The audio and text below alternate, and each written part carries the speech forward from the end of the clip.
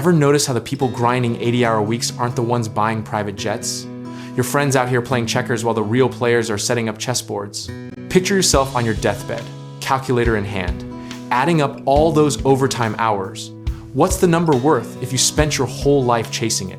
Your friend thinks time equals money, but here's the kicker. It only works one way, and it's not in his favor. So you're clocking in, clocking out, trading your finite hours for someone else's infinite growth. Meanwhile, the person signing your checks is sipping coffee at 11 a.m. on a Tuesday. How does that math work exactly? Here's the thing nobody tells you at orientation. Every hour you work makes someone wealthier. And plot twist, it's rarely you. Your friend's doubling down on a system designed to keep him running in place. Let's talk about leverage, the word they don't teach you in employee handbooks. While your buddy's stacking shifts, someone else is stacking people like him. One person's labor, cute. 100 people's labor, now we're talking yacht money. You sell an hour, you get paid once. You build a system, you get paid forever. It's not rocket science. But somehow, most people treat it like ancient hieroglyphics they'll never decode. Imagine you're the architect instead of the brick. You design the building, hire the builders, collect the rent. Your friend, he's mortaring bricks and calling it success because the paycheck cleared. The beautiful irony is that hard work is celebrated right up until you realize whose dream you're building. Your friend thinks he's securing his future, but he's actually furnishing someone else's. Every extra shift is another thread in someone else's golden parachute. Now here comes the uncomfortable truth that makes people squirm at dinner parties. Rich people aren't rich because they work harder, they're rich because they work smarter. And smarter means using other people's hours as currency. It's not pretty, but neither is spending 40 years hoping for a pension that might evaporate. Your friend's operating on addition, while the wealthy operate on multiplication. He adds hours, they multiply people. He thinks linear, they think exponential. One methodology builds wealth, the other builds character, and character doesn't pay for retirement homes. Let's get cynical for a second.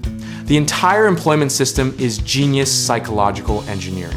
Convince people their value is tied to hours worked. Give them just enough to come back tomorrow, rinse and repeat until retirement. Your friend isn't just participating, he's a true believer.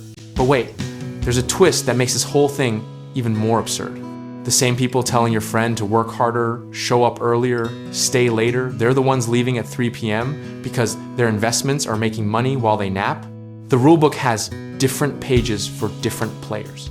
You want to know the real secret ingredient in every success story?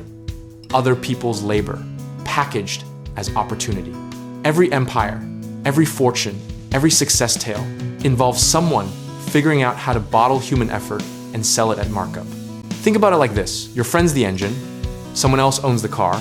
He can run as hot and fast as he wants, but at the end of the day, he's still just the engine. The owner decides where they're going and pockets the difference between gas costs and destination value. Here's where it gets darkly funny. Society celebrates the grind, applauds the hustle, hands out participation trophies for exhaustion. Meanwhile, the people who actually accumulate wealth are doing the exact opposite. They're delegating, automating, and sipping drinks with umbrellas in them. Your friend probably thinks business owners take all the risk. Sure, they risk capital, but he's risking something irreplaceable: his time, his health, his youth.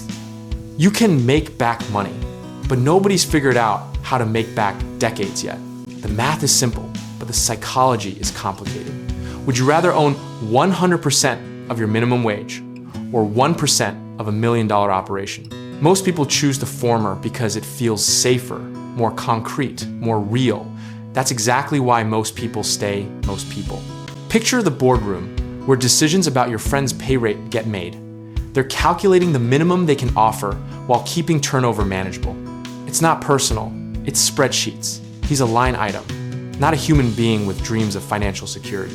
Now imagine you're the one making those calculations instead of being calculated. Suddenly you're seeing people as assets, hours as inventory, wages as expenses to minimize.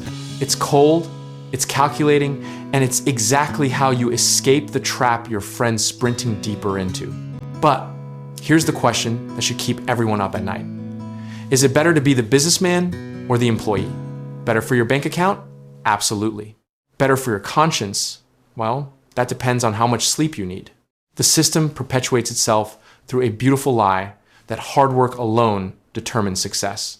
Your friend believes it, probably his parents believed it, and he'll probably teach it to his kids. Meanwhile, the wealth gap widens because one group works in the system and another group owns it. Some people will call this cynical, exploitative, or unfair. Others call it Tuesday.